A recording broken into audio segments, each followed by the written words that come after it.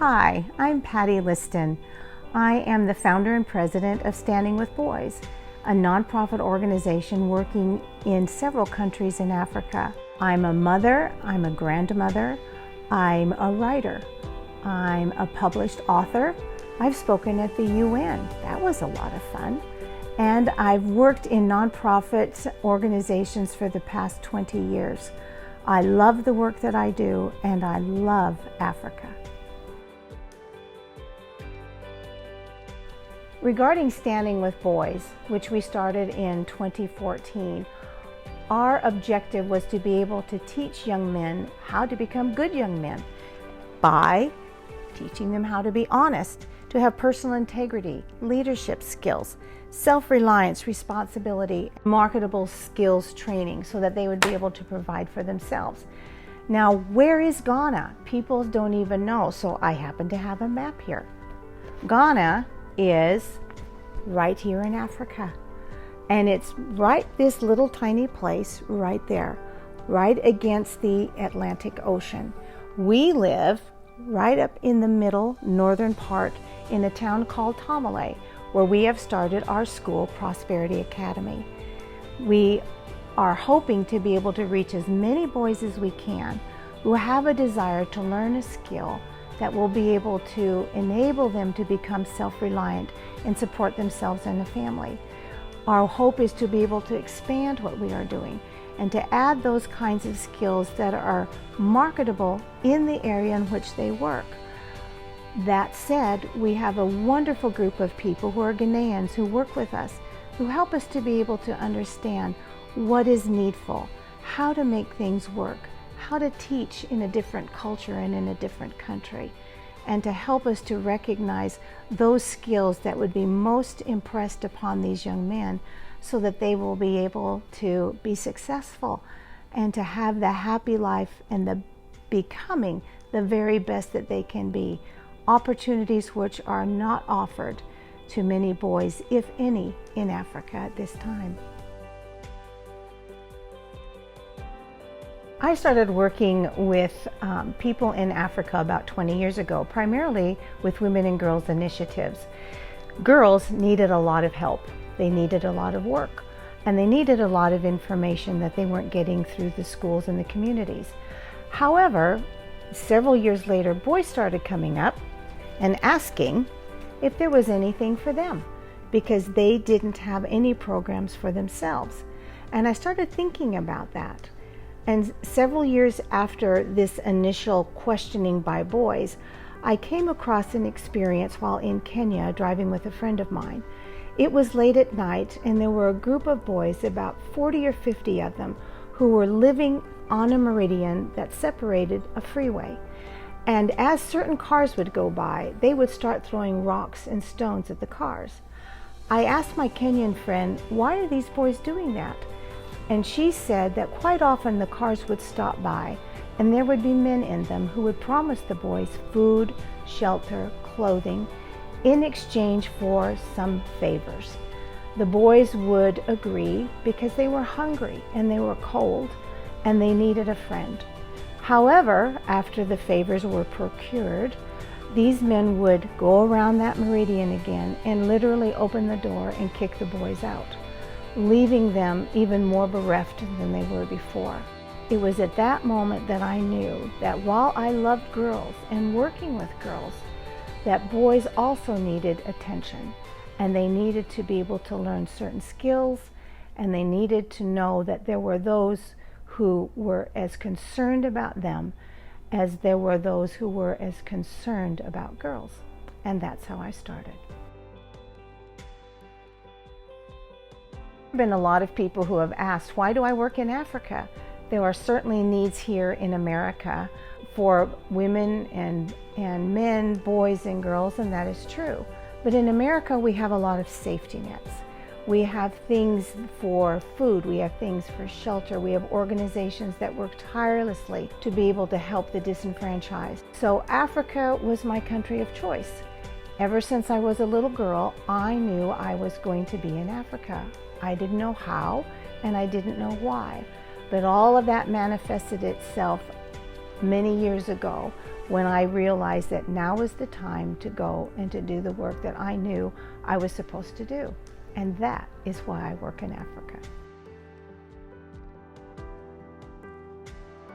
Due to COVID-19, we came home after living a year in Tamale, Ghana, thinking that we would only be here for about 3 months, which is now turned into 5 or 6 because the borders are still closed for international travel.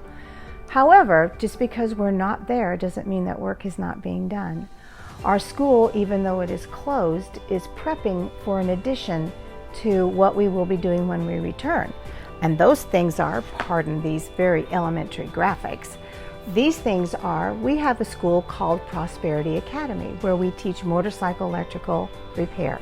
We were going to be adding masonry and automotive repair when we return. We are working on that now with people who are in the U.S. as well as those who are in Accra, businessmen who are eager to be able to support the things that we are doing, to be able to allow young men to work for themselves, to be able to prosper, to be able to feed themselves and a family, and to have a sense of self-worth and empowerment.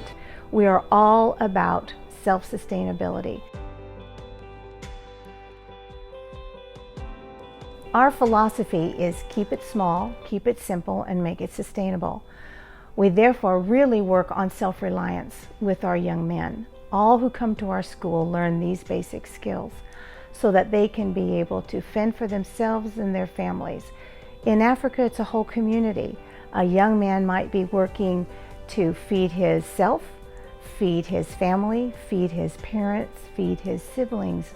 So the opportunity to learn a marketable skill is almost unheard of, but yet very prosperous for young men who are dedicated to success. And our young men have been. Our life in Tamale is completely different than our life here in the U.S. Tamale has about 450,000 people. 87% are Muslim. We've had the privilege of getting to know many people from all walks of life and from all religions, which has been wonderful. That said, it is hot. It is hot, it is hard, it is difficult work, but the people more than make up for it. They are genuinely friendly.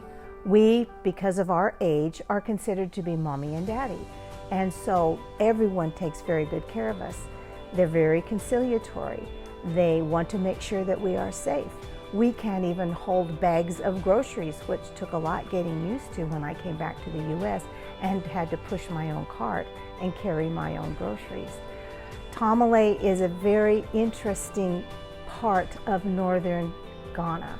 It has its own language called Dagbani, which is only really used in Tamale. We've picked up a few words, but it's very difficult and rather harsh. There are more motorcycles there than there are people.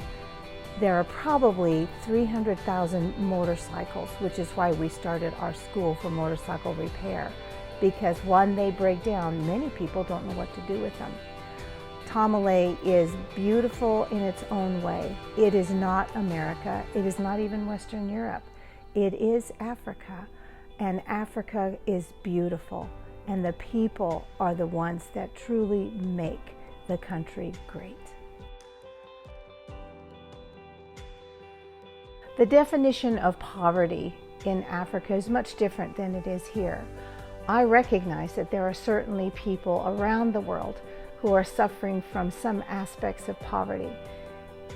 Because I work in Africa, I've become very familiar about what poverty means there. Simple graphic. Physical poverty, which is what most of us think about when we think about poverty.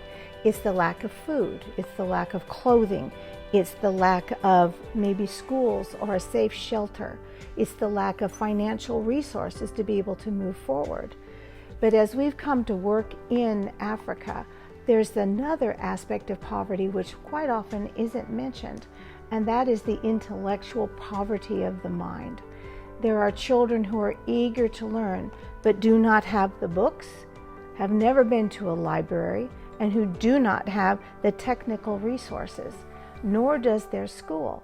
Whenever we go to schools or we partner with the school, the big question that children ask is, can we have a computer department where we can learn more about the ways of the world and more about where you come from and more about other countries?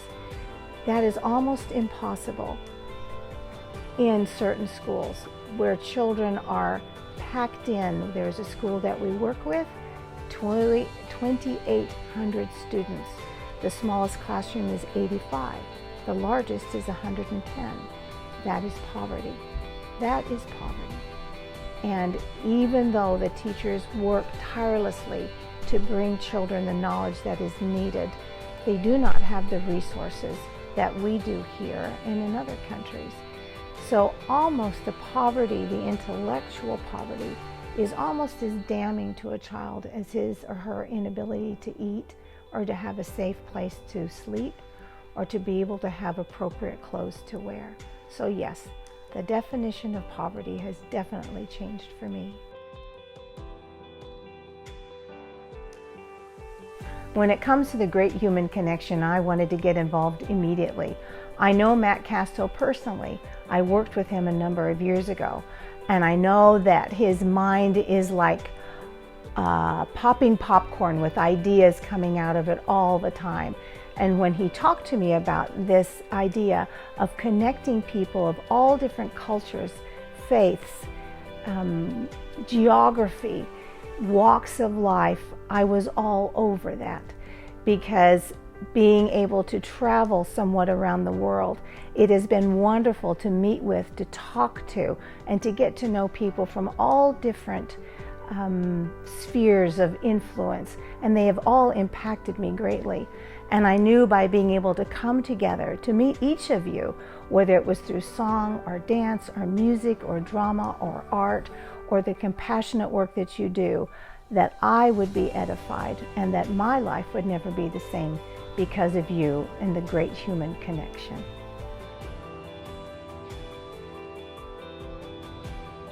Diversity is breathtaking to me.